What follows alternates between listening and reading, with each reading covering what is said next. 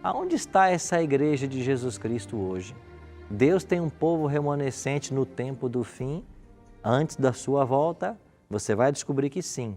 E nós vamos aprender hoje quais são algumas características desse povo de Deus. Antes, É correto alguns líderes religiosos usar a palavra apóstolo antes do nome?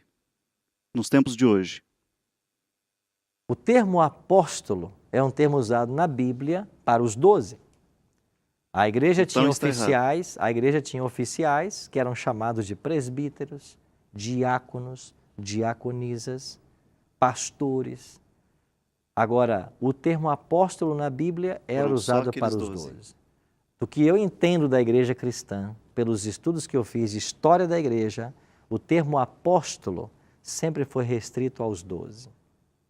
Surgiram outros termos, E por causa mas não desse... surgiu um outro dizendo ser apóstolo. Apóstolo sempre vai permanecer os 12. Desculpe ter interrompido o senhor. E por causa desse apóstolo, acaba puxando, né, várias pessoas para o caminho errado. As pessoas querem assumir o termo para tentar assumir a autoridade. Isso. Se você quer autoridade apostólica, você tem que buscar a pessoa do Espírito Santo. É o Espírito que a gente vai dar autoridade e não um título.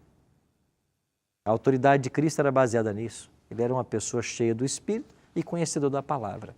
Então, a autoridade espiritual se baseia em duas coisas: em conhecer a palavra e praticar a palavra. É daí que vem a autoridade espiritual. Deus tem um povo hoje? Tem que ter. Certamente tem, teve em todas as épocas. Quais são as características desse povo hoje? Vamos ver pelo menos 4. Primeira característica: esta igreja guarda todos os mandamentos de Deus. Esse texto de Apocalipse 12, 17, nós lemos semana passada. Irou-se o dragão contra a mulher, estão lembrados? E foi fazer guerra com os restantes da sua descendência, os que guardam os mandamentos de Deus. Então, o povo de Deus hoje, ele tem que guardar os mandamentos. Se alguém prega contra os mandamentos, esse não é povo de Deus. Essa é uma primeira característica. Segunda característica, tem o testemunho de Jesus. Em Apocalipse 12, 17 mesmo nós lemos que o dragão irou-se contra a mulher, foi fazer guerra com os restantes da sua descendência, os que guardam os mandamentos de Deus, e aparece aí uma outra característica. E tem o testemunho de Jesus. Eu queria que você olhasse para esse texto aqui, em Apocalipse 12, 17. As duas características do povo remanescente nesse verso, 12, 17, é que eles guardam os mandamentos de Deus e têm o testemunho de Jesus. Agora, o que é o testemunho de Jesus? Eu não posso interpretá-lo ao meu bel prazer. Eu tenho que deixar que a Bíblia diga.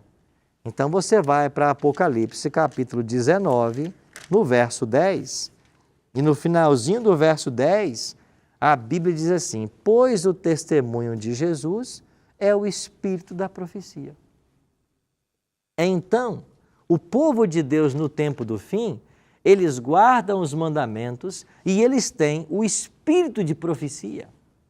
O que é esse espírito de profecia? É a presença do dom profético. Lembra que o apóstolo Paulo disse que os dons espirituais estariam com o povo de Deus até o tempo do fim? Lembra que Jesus advertiu que no tempo do fim surgiriam falsos cristos e falsos profetas? Então tem que haver também o verdadeiro, porque ninguém aqui conhece uma nota de R$15 falsa. Você conhece? Uma nota de R$15 falsa? Ela não existe, porque não existe a verdadeira. Então, se haveriam falsos profetas no tempo do fim, é porque haveriam verdadeiros. E Apocalipse está dizendo que a igreja de Deus, ela vai guardar os mandamentos e ela vai ter um profeta. A igreja adventista acredita em Ellen G. White como profetisa. E na próxima semana, nós vamos estudar a respeito de Ellen G. White. Quem foi essa mulher? O que a igreja crê sobre ela? E qual o papel dela para os adventistas? Esse será o tema de semana que vem. Terceira característica. A igreja de Deus no tempo do fim, ela tem uma mensagem singular contida em Apocalipse, capítulo 14, versos 6 a 12. E quando você vai para Apocalipse 14, versos 6 a 12, você encontra aqui 3 mensagens angélicas. Essas 3 mensagens angélicas é a essência do que a igreja tem que pregar no tempo do fim. Resumindo para vocês, a primeira mensagem diz assim, que nós devemos temer a Deus e dar glória a Ele, porque é chegada a hora do seu juízo. Ou seja, o juízo começou. Esta é a mensagem que a igreja tem que anunciar. E o primeiro anjo continua, adorai aquele que fez os céus, a terra, o mar e as fontes das águas. E essa mensagem, adorai aquele que fez, é um chamado para adorar o Criador. E essa expressão, aquele que fez céu, terra, mar e fontes de água, ela está sendo tomada literalmente do 4º mandamento. Então a igreja do tempo do fim, ela tem uma primeira mensagem. O juízo começou e nós devemos adorar aquele que criou os céus e a terra. Segunda mensagem, caiu a grande Babilônia, Apocalipse 14, 8. O que é a queda de Babilônia? Babilônia, no Apocalipse, significa a confusão religiosa que se assentou em nossos dias, onde cada um prega o que bem entende com a Bíblia. O que essa igreja tem que anunciar? Que Babilônia é caída. E como que a gente denuncia a queda de Babilônia? Pregando a verdade. Porque quando você prega a verdade, o erro cai por terra. Então essa é a função da igreja. E a terceira mensagem, se alguém adora a besta e a sua imagem, esse vai perder a sua vida eterna. E quem é a besta de Apocalipse 14, 9 a 12? É um poder religioso que vai se unir a um outro poder político e eles vão combater o povo de Deus. E eles vão buscar ser adorados no lugar de Deus. Quando isso acontecer, nós não vamos nos render a esse poder, mas vamos adorar somente a Deus. E quem adorar esse poder vai perder a sua salvação. Daniele? Pastor Arilton, então, no caso, a igreja católica, né, aqui eu faço parte e tal, por ela estar rejeitando o sábado, né, como um mandamento, e por rejeitar o mandamento que fala que não farás para ti imagens de escultura, aí faz dela uma igreja não verdadeira. Toda igreja que não pauta sua doutrina exclusivamente pela Bíblia ou deixa de ouvir o que a Bíblia está ensinando, ela não pode ser considerada a igreja da Bíblia. É porque muitos católicos, assim, eu digo porque minha irmã, eu li com ela o Êxodo 20 e ela não sabia que tinha esse mandamento, né? Que Deus diz para não fazer imagem de Foi escultura. muito bom você mencionar isso. Ela não sabia, porque eu queria concluir o estudo de hoje dizendo para vocês uma coisa que vocês nunca mais devem esquecer. Você diz assim, ela não sabia. Por que ela não sabia? Porque existem pessoas sinceras em todas as igrejas. O que salva finalmente eu e você não é a placa de uma igreja. O que salva é a verdade. Agora, Deus tem filhos sinceros dentro de todas as igrejas. E esses filhos sinceros estão praticando coisas que são erradas, mas eles não sabem que são erradas. Porque o líder religioso não ensinou para ele que é errado. E por que o líder não ensinou? Porque a Bíblia não ocupa o centro da religião. Porque vai-se para o culto e gasta lá tempos e tempos com o demônio e a Bíblia não é estudada. Vai para o culto e todo mundo falando línguas ao mesmo tempo, ninguém entende nada e a Bíblia não é estudada. Vai para o culto e é uma promessa de cura, cura que nunca acontece e ninguém estuda a Bíblia. Vai para o culto e só se fala em dinheiro, do início ao fim, dinheiro, dinheiro, dinheiro.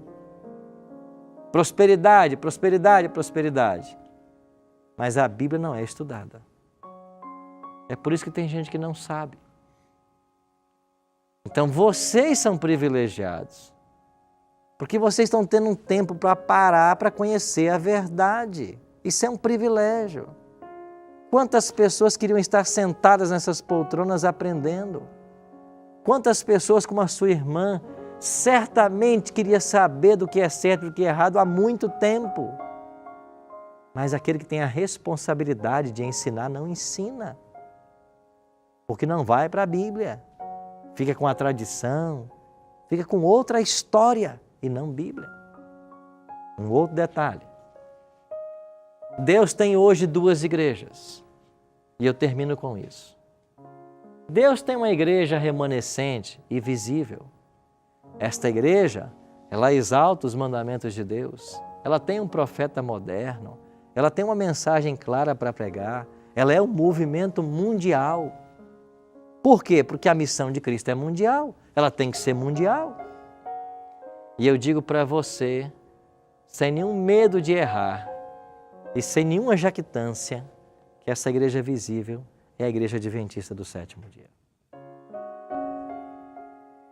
Eu não tenho mais tempo hoje, mas você pode ir na internet e buscar nossos estudos das profecias de Daniel, capítulo 8 e 9. E você vai entender que a igreja adventista nasceu no dia 22 de outubro de 1844, no dia em que o profeta Daniel marcou para ela nascer. Você vai descobrir que a igreja adventista ensina toda a Bíblia, toda. E eu desafio qualquer pessoa a pegar a Bíblia e dizer para mim assim, o que nós não ensinamos nesse livro? Me mostra. E eu desafio o contrário. Pega o livro Nisto Cremos, que é o que contém tudo que os adventistas creem, e me aponta nele uma vírgula que nós ensinamos que não esteja fortemente alicerçado na Bíblia. Então Deus tem uma igreja visível. Essa igreja tem um profeta. Ela se chama Ellen G. White. Semana que vem eu vou explicar para vocês quem foi Ellen G. White, o que significa ter esse profeta. Essa igreja está presente no mundo inteiro. Não existe igreja mais espalhada no mundo que a igreja adventista. Não estou falando em quantidade, estou falando em presença.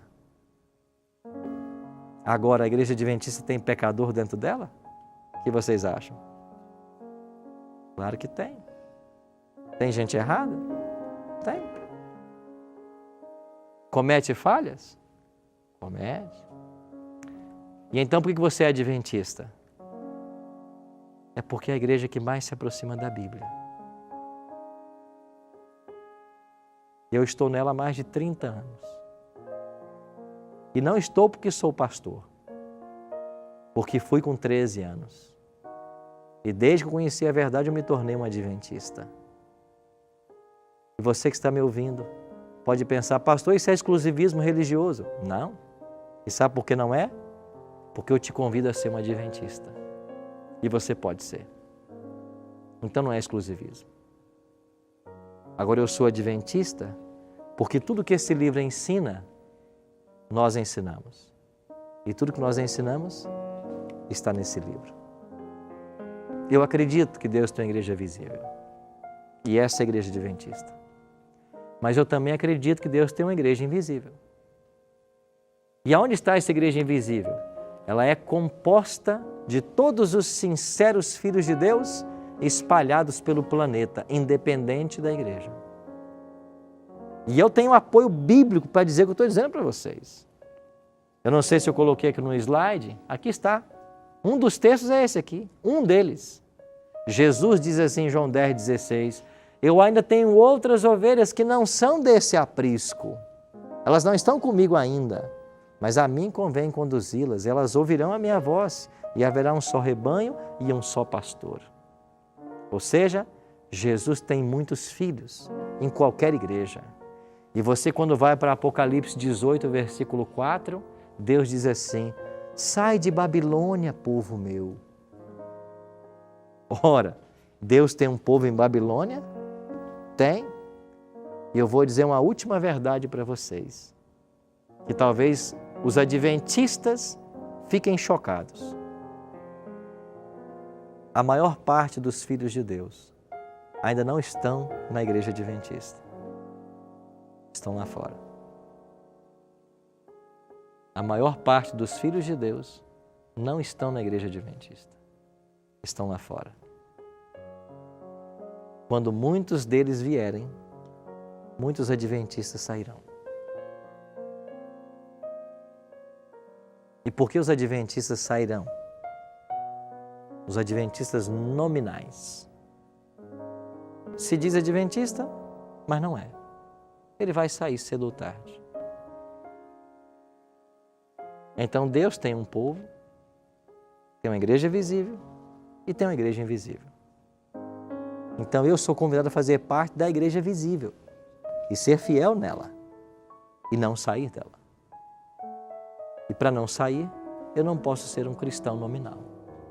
Eu tenho que ser um cristão como a palavra me orienta.